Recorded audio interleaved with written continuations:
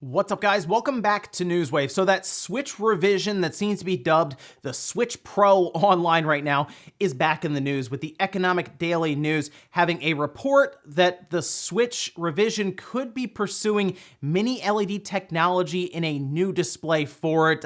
We'll talk about if Nintendo really will do something like that with mini LED in a revision that could be out in the next 6 to 8 months. Also, we got to go over a PlayStation 5 launch title that has now been delayed into 2021, but not only delayed, also being added to PlayStation Plus immediately when it debuts, and I think it's a good move for this title. All that and more today, guys. As always, if you enjoy these videos, make sure that like button helps out a ton, and if brand new here, hit that red subscribe button down below. And we're going to start today with something that should be happening around the time of this video going up, 8 a.m. Eastern Time, and this time, I'm ready for it. I seem to have the word that this is happening, and that seems to be PlayStation 5 unboxings that appear to be going up this morning. At least that's the word right now. And you can see his tweet here from Jeff Keighley saying, setting my alarm for 5 a.m. Pacific time tomorrow. And this has been the talk for a little while now, that the PlayStation 5s that have gone out to press outlets and other YouTubers will be open to be unboxed. So you'll see probably a ton of videos all over YouTube today and around press outlets kind of detailing the inside of that PlayStation 5 box. The one we just looked at that was massive, huge compared to that PlayStation 4 box. And I assume that also means you're going to see a lot of size comparisons, putting the PS5 next to anything and everything that they can have in their house or in their office. And then, of course, I'm sure they'll try to jam it into their entertainment centers and just do basically size comparisons of this massive, massive console. The biggest one in history so far. So look forward to that. I think it's gonna be a lot of fun today on YouTube. And of course, I'll keep you guys up to date if there's any new massive revelations made from these different unboxings. Also, as we go into the next generation with that PlayStation 5, a lot of new games to look forward to, of course, that we've already seen announced. Just one really on release day next to Spider-Man Miles Morales, and that is Demon's Souls.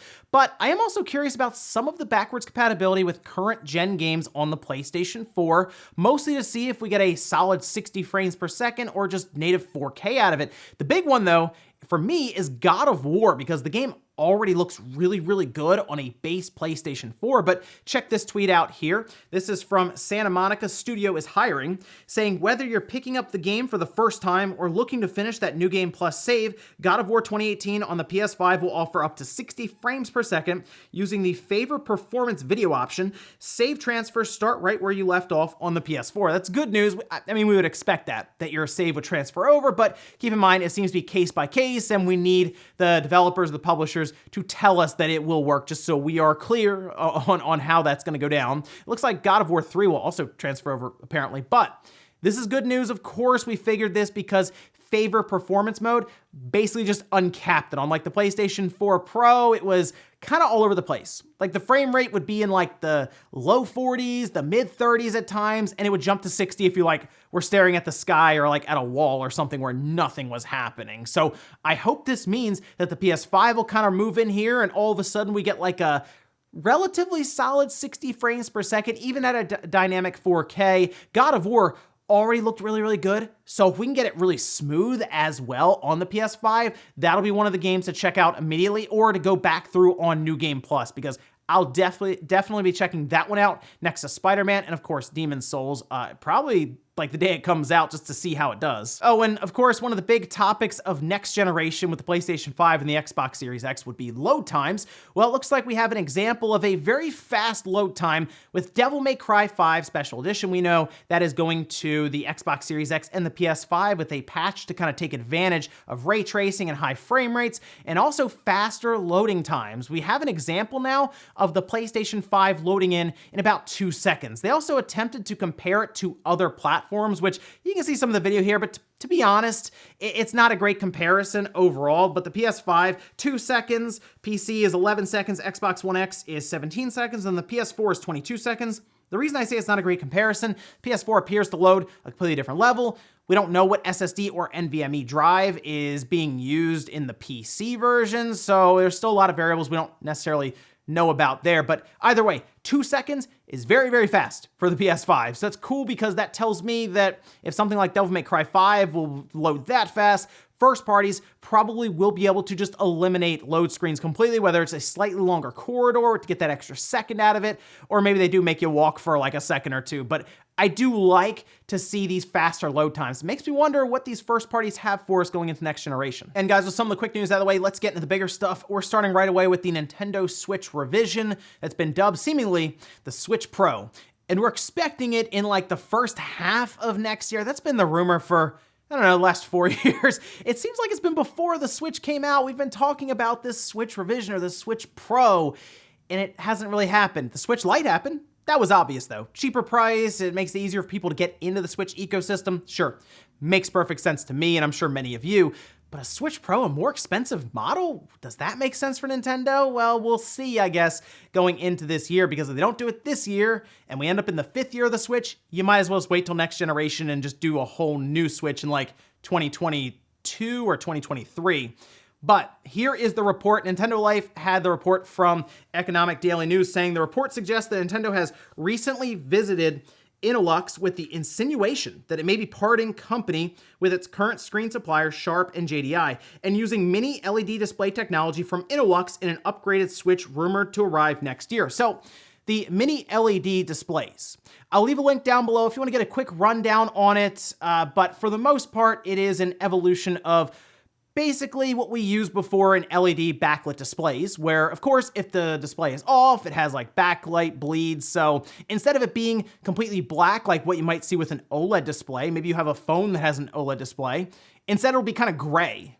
Like that's just the way it is with these LED displays. However, then they introduced local dimming, and now with mini LEDs, it's become much more controlled to where it's almost OLED. It's getting closer, I'll say. It's not quite there, but the overall cost saving and even the yield and brightness make up for it for the most part, especially if you're mass producing these like we would see someone like Nintendo or, I don't know, Apple would do. Apple is actually moving towards mini LED, opting to do that rather than OLED going into 2022. But apparently, things have been going so well for manufacturing with different companies getting into the mix. Apple is looking to move to mini LED as soon as next year in their MacBooks and their phones. So we hear Nintendo kind of thinking about this as well. Would they really have this ready to go in the next 6 to 8 months?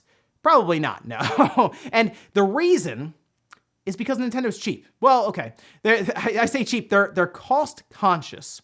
They understand that they want to make money on their hardware, and right now, mini LED is still a bit too expensive, and the way that it goes down in price is if they let Apple go out there and give a lot of manufacturers a reason to jump in and start creating these mini LED displays, and then Nintendo just kind of works their way in there, and then they just kind of take advantage of the cost savings that Apple creates by having a ton of manufacturers come in and compete for it. So for me, I look at this and I see this as a next generation Switch feature. I do think that of everything in front of them, because people are talking about OLED and all this, mini LED does make the most sense for Nintendo to tackle next generation on the Switch. I don't think there's any reason to take the current display in the Switch now and just move it to mini LED. Like it would just cost more for what they're doing, minimal benefit, because the Switch now is not built around the idea of a mini LED display. I think it's better for them to work around what they have now, which is that 720p display, and going into next generation, really sit down and work with something like a mini LED display and do more with it, rather than just the overall idea of, the contrast and the colors look better. High refresh rate is something I think would be really cool for Nintendo to attempt to tackle, and that would be better placed for a mini LED display in next generation hardware rather than current generation. Like I said, the cost, the timing, and Apple even trying to work its way in there, to me, it just doesn't make sense for something that's gonna happen in the next 6 to 8 months, but it is interesting to think about, especially since I think it would even be better for Nintendo to go that route rather than OLED, because they could still use the money that they would save from going mini LED and use it maybe in things like the chip that's going into it or other innovations they can come up with for it. I will say though, I do think there will be another Switch in the next 6 to 8 months, the first half of next year basically, but it'll be more of a Switch revision. I don't think it's gonna be anything that makes this little power gap between them that noticeable. I think it will run current games better, maybe at a higher resolution, since we see the resolution now kind of dip and move all over the place along with frame rates. but I don't think they're going to introduce any Switch Pro only games. I think it's just going to be another option for the Switch family. Next up, let's talk about a PlayStation 5 launch title that is being delayed to next year. That'll be February 2021, and that is Destruction All-Stars. There was a PlayStation blog post that was made detailing this, and it looks like it will be going to PlayStation Plus for the first 2 months after it releases. And this is a good move, mostly because I kept forgetting that this game was coming out. Seriously, during that UI event that they did where they showed off the UI and the events and all of these cool things they were doing, they basically reminded me that this game still existed. Remember, they went in there, they took a little group picture and all this.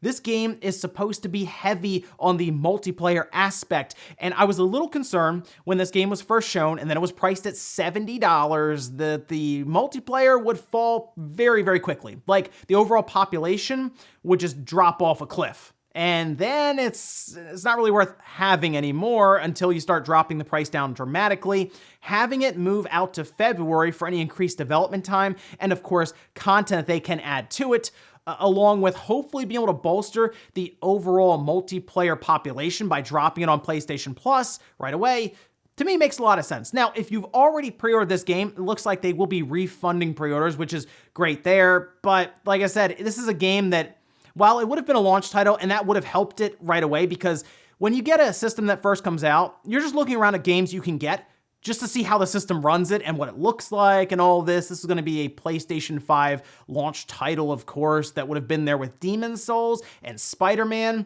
And technically, Cyberpunk would have been coming up then, and we've had Assassin's Creed and Watch Dogs. You see how this game would have been buried pretty quickly. Like, I really didn't see a lot of people talking about it. So yeah, moving to next year for the PS5 with Destruction All-Stars makes a ton of sense. And this way I can get it without having to spend $70, because I gotta say, even I was looking at it, I was like, whew, I wouldn't mind doing some coverage or at least talking about it, but like $70 for this. Even I was sitting there thinking, you know what, maybe I'll wait a bit. Now I can just download it in February. Next up, let's talk about an interview between Phil Spencer and Game Reactor. I did a video on the second channel about one of these points, specifically the E-rated games that seem to be lacking with Game Pass from Microsoft first-party studios. That's on Spawnwave Plus, so make sure you check that video out. But we had a few other things to go over here, along with a mention of the initiative a bit, which we'll talk a little bit about that as well. But you can see this post here by Nibble makes it very easy to summarize some of these points, saying more acquisitions coming to push Game Pass, thinks Xbox lacks strong E-rated content, can't really comment on Bethesda questions since it's illegal for him until early 2021, and wants to see more single-player games from first party. So more acquisitions to push Game Pass. I don't think anyone's shocked about that. We saw them spend $7.5 billion for Bethesda. They can't talk about it, apparently, Phil Spencer says, until next year, because the deal is still technically pending. They have an agreement in place, but there's a lot of legal things that have to happen until it is completely done. And then I'm sure they'll say, oh yeah, Starfield's only on the Xbox and xCloud. Then all of that info will start coming out, I'm sure. We'll see how they really feel about that exclusivity overall, right? But expect a lot of those, I would say, in Microsoft's ecosystem, and they'll stay in Microsoft's ecosystem. We'll revisit that one next year. But on top of that, single-player games, Phil Spencer says that each studio is able to basically decide what they want to do on their own, but he does make a good point. It was something I was a little concerned about.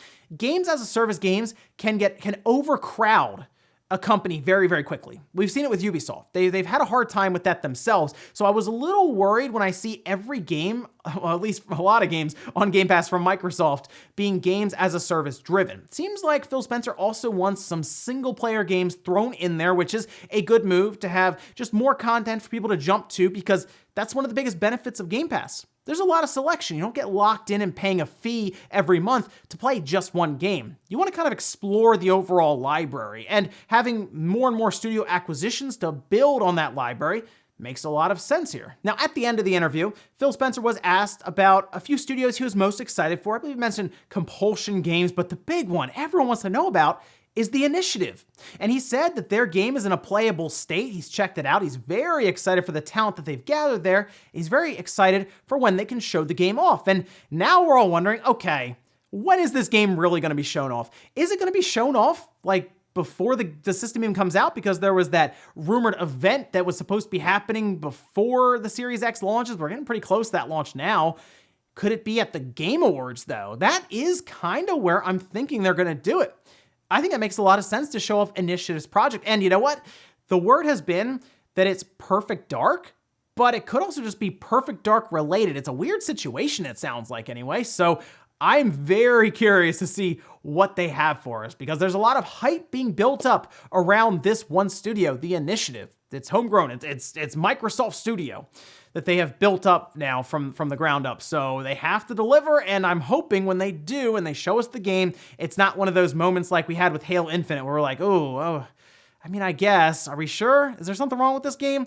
So I'm hoping they blow us away with it, and we're really excited, and the Initiative delivers on it. And I'm thinking the Game Awards makes the most sense right now. And in our last bit of news, let's talk about the Vita, because why not? The Vita's never gonna die, I'm telling you. I keep seeing occasional stories for the Vita, and this one was pretty cool because it involves porting Grand Theft Auto 3 and Grand Theft Auto Vice City to the little handheld. It's pretty neat to see this. There was a Twitch stream that was going off at the time. I'm gonna go with Rin is what we'll call the streamer here. Rin had been working on Grand Theft Auto 3 from where it was barely functional and doing all these graphical glitches and issues to now being playable within reason. There's still some things seemingly to smooth out, but there's this whole process done on stream. It was really cool to see, and Vice City apparently is another one that's being worked on and could be even released relatively soon to try out and play on your Vita. If you have the Vita, they have PSP Grand Theft Auto games, but they never did anything with like San Andreas, for example. That would have been really cool to see that, wouldn't have?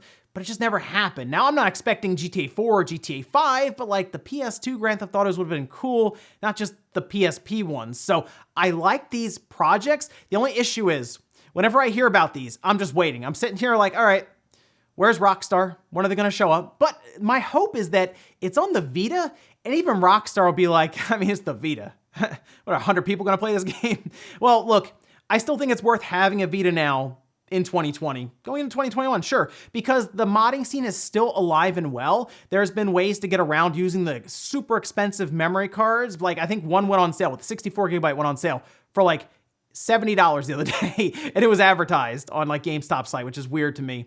But we've gotten around that with SD cards. I think it's still worth picking one up because they are getting harder and harder to find. They're getting more expensive. And when you see projects like these, it's just fun. So, hey, the Vita means life. It's never going away. And we'll finish up with the comment of the day, as you're seeing here. This is from Ryan saying, yo, the same thing happened with Mario 3D Collection, and then it released and flooded the shelves. I don't think these will flood the shelves per se, but I don't know if this is a good time to assume it won't restock as often. This is for the Fire Emblem 30th Anniversary Special Edition that is currently being sold online for like $150, which is 3 times the amount that it's supposed to be sold for at retail. And you're right, the Mario collection flooded the market. Everyone who wants it seems to be able to go into a store and just pick it up off the shelf, walk up, and buy it at the counter. But my only issue here is that's Mario, this is Fire Emblem. And it doesn't even come with a cartridge. Like, Nintendo couldn't be bothered to put one in there, they just put a digital code. So I don't know how excited they are to just be like, oh wow, these sold out. Let's get another 1 million copies of these, because I don't even think they provided that many in the first place, to be honest. So I have my concerns about the restock here. If this was Mario, I'd be like, yeah, they'll do another couple million of these. But it's Fire Emblem, and like, Fire Emblem has gotten bigger for Nintendo, but it's not a Mario or Zelda. So I want to believe that they will restock these within reason, especially after the holidays before they discontinue it.